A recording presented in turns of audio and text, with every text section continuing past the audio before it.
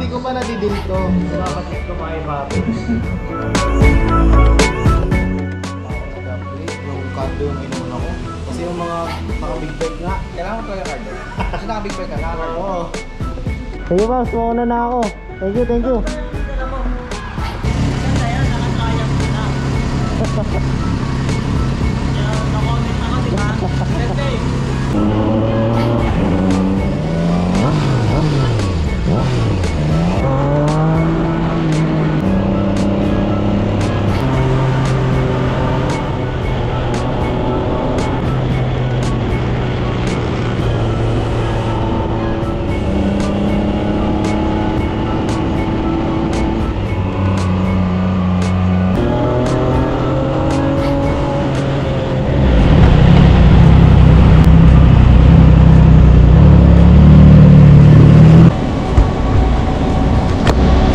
So yun guys, okay tayo sa unit. Na-check na ni Papa Stephen.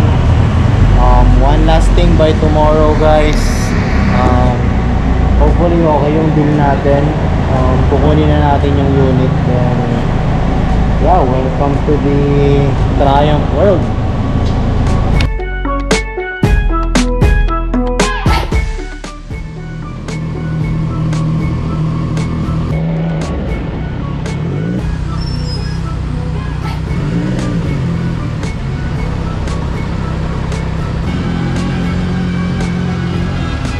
Kunin ko lang yung susi.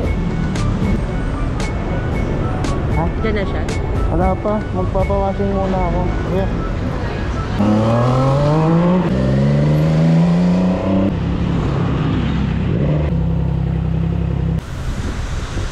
Paps, yung mag-wash sabihin mo wag nang basahin yung handlebar, may foam yun eh. No?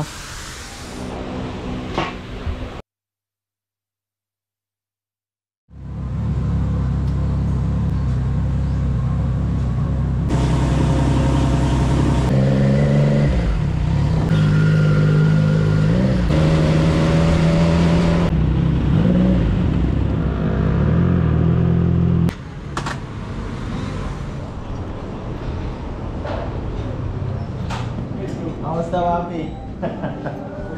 Buti nandito yung papel mo.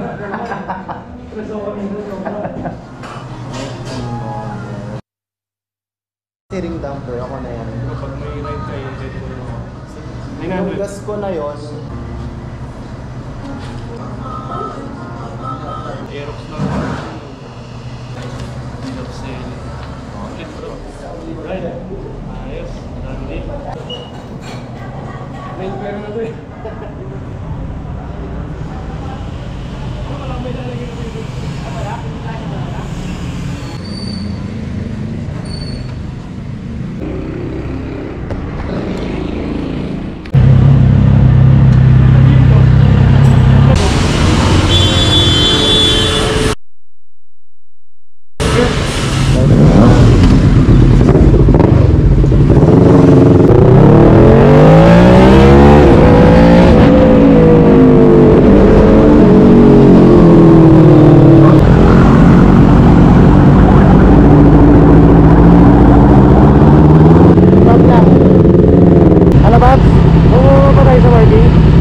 Okay na dito?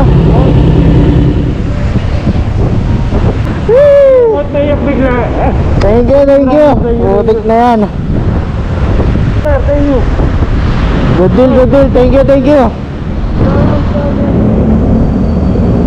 Sige, sige, ingat, ingat. Thank you, thank you. Update na lang.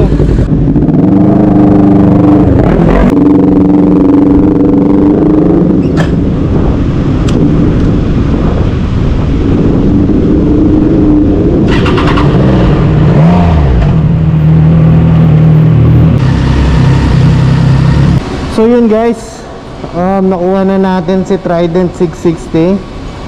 It was a good deal with Cervic from V-Bikes. So hopefully this will be our long last before we upgrade to anything else. Pero so far so good, we are on naked bike.